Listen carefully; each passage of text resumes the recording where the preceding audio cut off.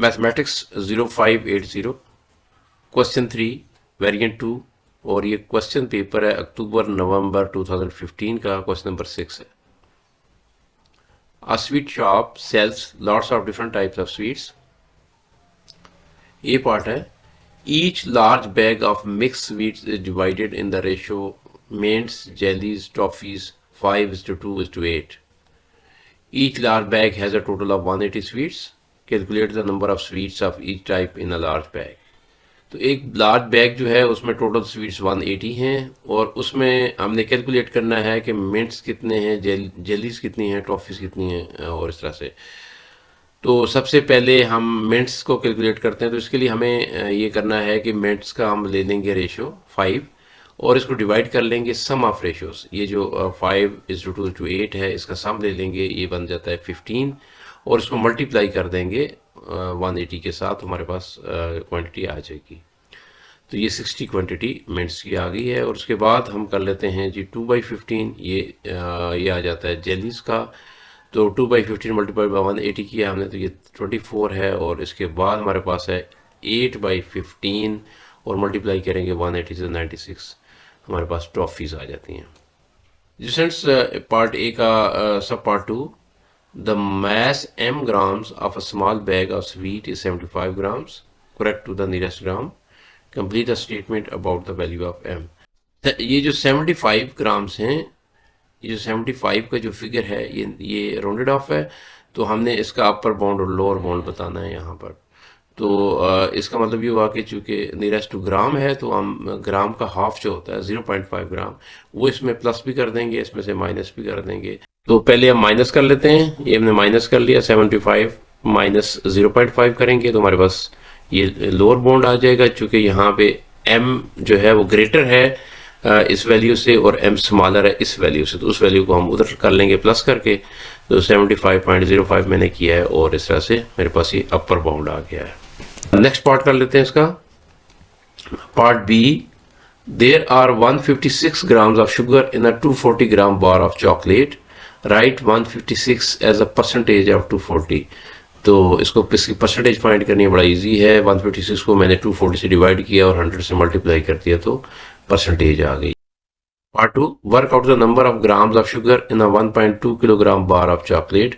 तो कह रहे हैं कि अगर 1.2 किलोग्राम की एक चॉकलेट हो, बार हो, तो उसमें शुगर कितनी होगी। तो यहाँ हमें बता दिया गया है कि एक 240 ग्राम की जो चॉकलेट बन रही है उसमें 156 ग्राम शुगर इस्तेमाल हो रही है। तो 1.2 किलोग्राम होगी तो कितना होगा। तो पहले तो हम इसको चूँकि ग्राम्स में हमारे पास मौजूद हैं क्वांटिटीज़, तो हम इसको किलोग्राम को भी ग्राम्स में कन्वर्ट कर लेंगे 1000 से मल्टीप्लाई करके और उसके बाद फिर हम इसकी रेशो ले लेंगे। तो मैंने लिखा 240 डिवाइड बाई 156, वहाँ से ले लिया। ये रेशो भी ये ले ली 156 रेशो 240 मैंने ये ली है। तो 1200 का रेशो x के साथ फाइंड करना है, क्रॉस मल्टीप्लाई करें और इस तरह से आपके पास वैल्यू आ जाएगी 780 ग्राम्स। तो हम कह सकते हैं कि 1.2 किलोग्राम की जब बार होगी तो उसमें 780 ग्राम्स शुगर इस्तेमाल होगी। नेक्स्ट पार्ट है, another bar of chocolate is made the mass is 35% greater than the 240 gram bar. Work out the mass of this chocolate bar. तो एक और चॉकलेट बनाई गई है और उसका मैस है वो 240 वाली जो बार है उससे 35% ज़्यादा है। तो 35% ऐड करना है इसमें। तो मैंने ये कर लिया 100 + 35 डिवाइड बाई 100 मल्टीप्लाई बाई 240। या फिर आप अलग अलग से पहले आप इसकी परसेंटेज जो है उसको फाइंड कर लें कि 35% कितना बनता है और फिर उसमें ऐड कर दें, जैसे आपकी मर्ज़ी। बड़ा इजी सा है। तो ये सॉल्व हो गया। अब आगे देख लेते हैं जी क्वेश्चन। जी सी पार्ट है इसका। A girl buys a large piece of fudge, she eats 3/10 herself and divides the rest equally between 4 friends. Work out the fraction of this fudge that each friend receives. Large piece है और उसमें उसका जो 3/10 है वो खुद खा लिया है और रिमेनिंग जो है उसको उसने अपने 4 दोस्तों में डिवाइड किया है। अगर 3/10 हम माइनस कर लेंगे 1 से और इस तरह से हमारे पास रिमेनिंग आ जाएगा। तो मैंने लिखा x = 1 - 3/10 और इसका ये आ रहा है 7/10। ये फ्रैक्शन बन रही है। तो 7/10 उसके पास रह गया है, रिमेनिंग है ये तो इस रिमेनिंग को उसने 4 में डिवाइड किया है, तो इसको डिवाइड बाई 4 करेंगे तो हम हमारे पास हर बच्चे की जो उसके जो दोस्त हैं उस हर एक की हमारे पास फ्रैक्शन आ जाएगी। तो ये मैंने 7/10 डिवाइड बाई 4 किया, और इसको हम ऐसे भी लिख सकते हैं 7/10 मल्टीप्लाइड बाई 1/4 और इक्वल टू 7/40। तो ये हमारे पास फ्रैक्शन आ रही है उसकी, तो ये फ्रैक्शन है इस x का, तो हम इसको ऐसे भी लिख सकते हैं 7/40x। Part D. Gabriella and Max buy some bags of mints and some bags of toffees from the shop. The cost of one bag of mint is M cents and the cost of one bag of toffees is T cents. Gabriella buys 3 bags of mints and 5 bags of toffees for $4.70. Complete the equation. तो यहाँ पे 3M यानी कि 3 bags of mint plus 5 bags of tea यानी toffees equal to यानी amount लिखनी है हमने, तो लेकिन अमाउंट यहाँ पे डॉलर में दी हुई है, और जो कॉस्ट उनकी है बैग जो सेंट्स में है, तो हम इसको हम सेंट्स में कन्वर्ट कर लेते हैं। तो 4.70 जो है वो इक्वल होगा 470 सेंट्स के, 100 से मल्टीप्लाई करके। तो इस तरह से यहाँ पे मैं 470 लिख लूँगा, तो ये इक्वेशन मुकम्मल हो जाएगी। अच्छा, फिर आ जाता है कि Max buys 4 bags of mints and 3 bags of toffees for $3.70। Write this information as an equation. यहाँ पे भी डॉलर्स में है 3.70, इसको हम सेंट्स में कन्वर्ट करेंगे और फिर इक्वेशन लिख लेंगे। 4 bags ऑफ मिंट्स हैं तो 4M हो जाएगा और प्लस 3T हो जाएगा, यानी कि टॉफ़ीज़ की 3 bags है तो इक्वल हो जाएगा 370 सेंट्स के। और इसको यहाँ पे मैं जो जगह बनी है आंसर लिखने की वहाँ पे भी लिख देता हूँ। यहाँ पे ये हो गया, तो इस तरह से ये सॉल्व हो गया। अब आपका इसका जो पार्ट 3 है कि ये solve your 2 equations to find the cost of a bag of mint and cost of bag of toffees. You must show all your work. यहाँ पर हमारे पास 2 वेरिएबल्स हैं M और T, यानी मिंट के लिए M है, टॉफ़ीज़ के लिए T है। तो ये जो वेरिएबल्स हैं 2 हैं, इसलिए हम हमारे पास 2 इक्वेशंस बनी हैं, इनको हम स्पॉन्टेनियस इक्वेशंस की मदद से सॉल्व करेंगे। नेक्स्ट पेज के ऊपर चले जाते हैं। यहाँ पे मैं कॉपी ले आया हूँ इस क्वेश्चन की, तो पहले वो इक्वेशन लिख लेते हैं जो हमने पिछले पेज के ऊपर बनाई हैं। तो ये इक्वेशंस थी हमारे पास 2, एक को मैंने इक्वेशन का नाम 1 दे दिया, दूसरी इक्वेशन को का नाम 2 रख लिया।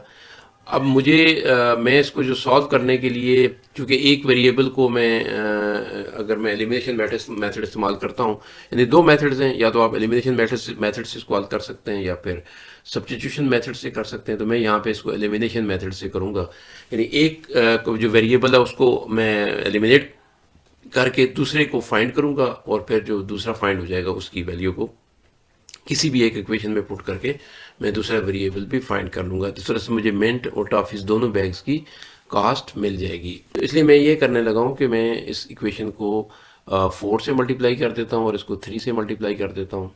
यहाँ पे मैंने लिख भी दिया कि इक्वेशन 1 को मैं 4 से मल्टीप्लाई किया है और इक्वेशन 2 को मैंने 3 से मल्टीप्लाई किया है। तो अब हमारे पास जो इक्वेशन बनेगी वो इस तरह से होंगी मल्टीप्लाई करने के बाद, यानी इसको 4 से मल्टीप्लाई किया तो सारी टर्म जो हैं वो उनके साथ 4 मल्टीप्लाई करेगा। इसको मैंने 3 से किया तो सारी टर्म जो है 4M 3T 370 सब 3 से मल्टीप्लाई हो जाएंगे, और इस तरह से हमारे पास ये इक्वेशंस आ गई हैं जिनको मैंने 3 और 4 का नाम दे दिया है। मुझे एलिमिनेशन करनी है तो मैं ऐसे कर रहा हूँ कि इक्वेशन 4 सब्ट्रैक्ट कर रहा हूँ इक्वेशन 3 से। मैं यहाँ लिख भी देता हूँ कि इक्वेशन 4 सब्ट्रैक्ट हो रही है 3 से, और ये मैंने इक्वेशंस लिखी और इनके साइन में चेंज करूँगा। यहाँ पे ये इक्वेशन चूँकि सब्ट्रैक्ट हो रही है तो इसके जो अगर प्लस होगा तो उसको मैं माइनस कर लूँगा, माइनस होगा तो प्लस हो जाएगा। तो यहाँ पर चूँकि ये सारी जो टर्म्स है वो प्लस के साथ हैं तो मैंने इनको माइनस कर दिया है। अब ये जो है ये वाला ये 12M और 12M आपस में बराबर हैं और एक प्लस का एक माइनस का है, तो ये हो जाएंगे कैंसिल, और इस तरह से जो हमारे पास आ जाएगा इसको जब हम सॉल्व करेंगे तो ये 11T इज़ इक्वल टू 770, यानी कि इसको ये ज़ाहिर है ये भी माइनस हुआ है, तो T की वैल्यू जो हमारे पास आएगी वो आ जाएगी 70 सेंट्स। जी 70 सेंट्स कॉस्ट आ गई हमारे पास टॉफ़ीज़ की। तो अब इस 70 सेंट्स यानी जो T की जो कॉस्ट है या T की जो वैल्यू है इसको हम पुट करेंगे किसी भी इक्वेशन में, चाहे हम 1 में पुट कर दें 2 में पुट कर दें तो कर देंगे, और उसके बाद हमें M की जो वैल्यू वो भी मिल जाएगी। तो मैंने यहाँ पर 1 में पुट कर दी, यानी कि जहाँ पे T लिखा था उसको मैंने 70 से रिप्लेस कर दिया है। तो इस तरह से मेरे पास जो M की वैल्यू आ रही है वो आ रही है 40 cents. ये स्टूडेंट्स कॉस्ट ऑफ मिंट और कॉस्ट ऑफ टॉफ़ीज़ हमने यहाँ पे फाइंड कर ली, और इसी के साथ ही आपका जो क्वेश्चन है वो भी यहाँ ख़त्म हो रहा है। इजाज़त चाहूँगा आपसे, किसी और क्वेश्चन के साथ दोबारा मुलाकात होगी। उस वक्त तक अल्लाह हाफ़िज़।